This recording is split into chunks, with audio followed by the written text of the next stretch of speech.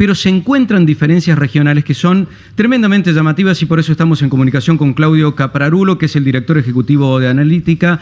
Claudio, Daniel Alonso y todo el equipo de La Voz en Vivo, te saludamos. Buen día. ¿Qué tal? ¿Cómo están? Muy buenos días. Todo Hola, muy bien. buen día. Muchísimas gracias por el contacto. A ver, lo primero que me gustaría saber, Claudia, es qué productos es lo que integra esta canasta que ustedes armaron. ¿Copian lo mismo del INDEC o arman una canasta ad hoc para tratar de ser, me imagino yo, lo más representativo posible? Claro. Mira, nosotros hicimos el siguiente ejercicio. No todas las provincias tienen índice de precios al consumidor y mismo entre las cuales existe hay diferencias metodológicas, ¿no? Por ejemplo, entre la ciudad de Buenos Aires y podríamos citar la provincia de Córdoba.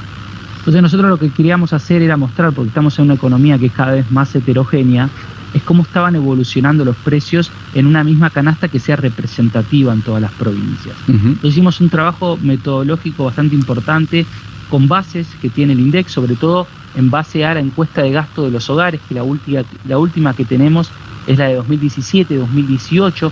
Esta es la canasta que le está pidiendo y que viene trabajando el Gobierno Nacional también para usar y modificar el IPC nacional. Correcto. Claudio, perdón que te interrumpa ahí, vos sabés que te escuchamos muy, muy bajito. No sé si hay algún problema en tu conexión Bluetooth con la compu, pero te escuchamos bajito. Yo me escucho... ¿Vos nos recibís bien ahí? Yo los escucho perfecto. Ok, bueno. Si quieren, puedo tratar de levantar un poco más Dale, si podés. el tono de voz. Sí. Sí. Tampoco los grito, pero si podés mejor. Dale. Vos me avisás, me pones cara cualquier cosa y yo te... Dale. Bueno, y lo que hicimos fue usamos esta canasta para pensar las ponderaciones y después o también un trabajo bastante exhaustivo de que sean los mismos productos en todas las provincias, ¿no? Seleccionamos 52 productos, y lo que intentamos también de hacer era pensamos en una canasta representativa de los sectores de clase media. ¿Y qué queremos decir con esto? Bueno, que buscamos sobre todo primeras marcas. Bien. Y que incluya, por ejemplo, corte de asado, que incluya supremas de pollo.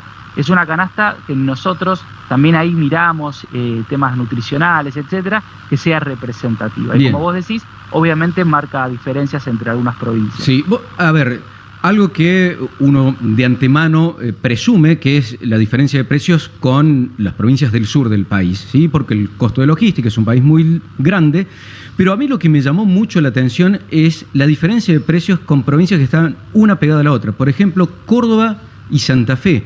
Una diferencia de precios que a lo mejor no es tan grande, es creo aproximadamente un 2%, nominalmente deben ser 14.000 pesos más o menos de esta canasta de bienes que ustedes hicieron.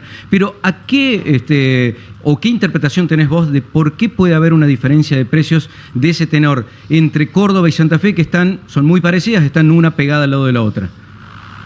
Bueno, tenemos que tomar en cuenta que uno de los principales variables, ¿no?, que operan es lo que pasa con las frutas y con las verduras, porque recordemos que ahí muchas veces es también quiénes son los proveedores de esos supermercados que pueden modificarse. En cambio, por ahí en algunos productos más estandarizados, como el sachet de leche de las primeras marcas, bueno, es un único distribuidor.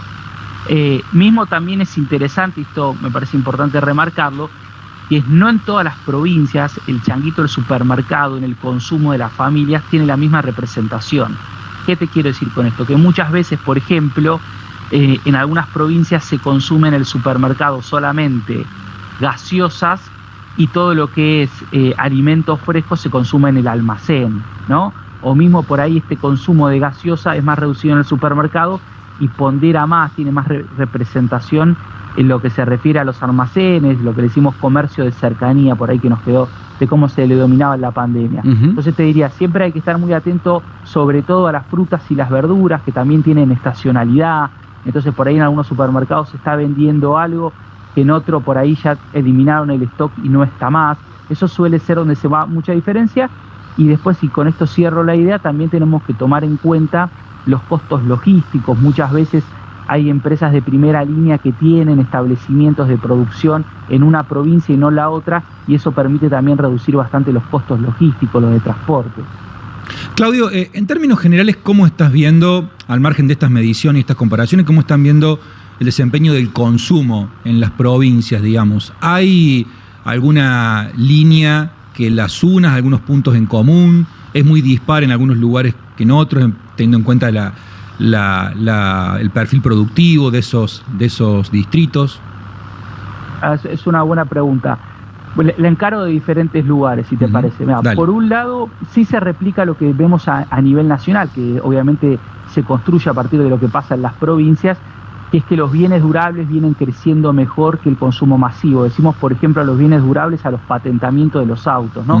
Y ahí sí ves muchas veces que en un mes hay una provincia que en términos de variación crece mucho por ahí el patentamiento, y en otra como Córdoba, que tiene un parque automotor mucho más grande, por ahí es más chico, pero para mover el amperímetro obviamente se necesitan mucho más patentamientos.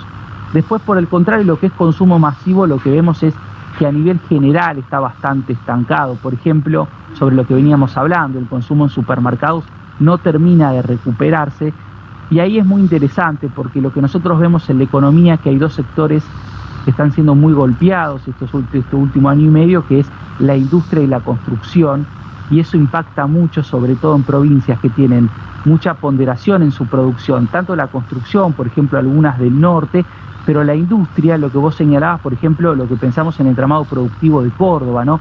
En Gran Córdoba y en el Gran Santa Fe, Gran Rosario, el Gran Buenos Aires, también eso se refleja, por ejemplo, en lo que está relacionado con la cantidad de puestos de trabajo. Si nosotros vemos la foto del primer trimestre, que es la última que tenemos del INDEC, vemos que son regiones donde el desempleo aumentó más fuertemente entre un año y otro, respecto por ahí a otras donde el entramado productivo no está tan diversificado.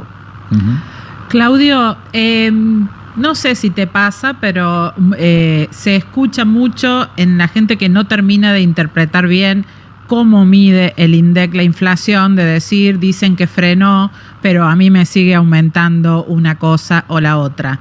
Vos que estuviste monitoreando en todas las provincias, midiendo, ¿te resulta confiable la medición del INDEC? Sí, la medición del INDEC es confiable, no hay duda sobre eso. Me parece importante por ahí aclarar algo, voy a tratar de simplificarlo lo que más se pueda, ¿no? Primero, lo que nosotros tenemos que pensar es que el INDEC lo que trató de armar fue una canasta representativa. Eso no quiere decir que sea nuestra propia canasta, pero sí nos sirve para ver la tendencia de lo que pasa con los precios. Esa canasta tiene que ser más representativa que la que tenemos hoy en día, porque como decía al principio, se basó en una encuesta que le hicieron a los argentinos en 2003-2004, pasaron más de 20 años, y la que tenemos más a mano es la de 2017 y 2018. El INDEC dijo hace rato que está trabajando en modificar esta canasta y que va a sacar un nuevo índice, y es más, en el último reporte que hace el FMI, que viene y controla las cuentas de la Argentina, lo que le dice al INDEC es, bueno, tenés que actualizar esa canasta, empiecen a usar algo que sea más representativo. Bien. Después, por eso también vimos que el INDEC tomó algunas medidas, como que vos entrás a la web y podés poner tus productos y lo que te va a decir es cómo impactó en tu canasta. Y cierro con lo último. Por eso me parece muy importante también los índices de precio de las provincias, ¿no? Porque recordemos que el INDEC arma un índice de pesos nacional, donde, por ejemplo, lógicamente por la cantidad de gente que vive, el Gran Buenos Aires tiene mucho peso, y después están los indicadores regionales que releva el INDEC, por ejemplo, Cuyo, región pampeana, pero no tenemos provincia. Hay algunas provincias como Córdoba que tienen su propio índice de precios, hay algunas que no, pero es importante, me parece, también tomar en cuenta estas cosas, para sobre todo no sentir que nos están mintiendo el INDEC, ¿no? Lo que pasa es que por ahí no es representativo de nuestra canasta, como mismo puede pasar entre una familia que tiene ingresos altos, una familia que tiene ingresos medios y una familia que está más cerca de los índices, más cerca de la pobreza, ¿no? Correcto, sí.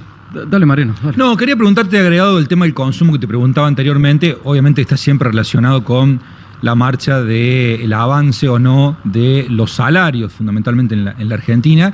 ¿Y qué perspectivas ves en este marco, teniendo en cuenta las políticas que lleva adelante el gobierno, lo que queda para el resto del 2025 en esa materia?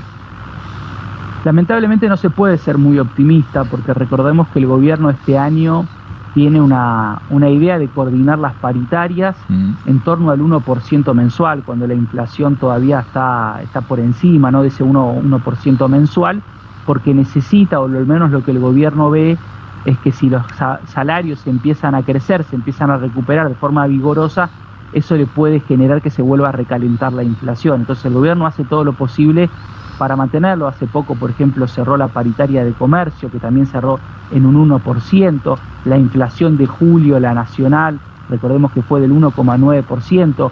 En mayo, el último dato que tenemos de salarios más agregado, más representativo que publica el INDEX, el de mayo, y si bien se recuperaron levemente los salarios, fue porque la inflación había sido del 1,5%, sin embargo venía de varios meses atrás donde estaba cayendo. Entonces seguramente en los próximos meses, con la política que está tomando el gobierno, los salarios puede ser que un mes se recuperen un poquito, otro mes van a caer. Me parece que la clave es pensar que van a quedar en estos niveles más o menos, y son niveles que no permiten una fuerte recuperación en los niveles de consumo. Claudio, me quedé pensando en esto de tratar de entender las diferencias que existen de precio entre provincias que son muy similares en estructuras productivas y de población, como Córdoba y Santa Fe. ¿No crees que más allá de las cuestiones de lo que puede ocurrir, obviamente en productos estacionales, puede estar pesando también la estructura impositiva que tiene cada uno de estos distritos? Digo, la manera en que acumulan ingresos brutos, las alícuotas diferenciadas según lo que pesan en cada línea de producto. Sí, 100%, gracias por mencionarlo, claramente. Así como hablábamos de los costos logísticos que pueden tener esos productos, también están los costos relacionados con la carga impositiva, y como decías vos, la clave de las provincias siempre es mirar lo que pasa con la estructura de ingresos brutos. Queda claro. Claudio, muchísimas gracias por el contacto, ha sido un placer. Ha sido un gusto, que tengamos buenos días. Que andes muy bien, gracias.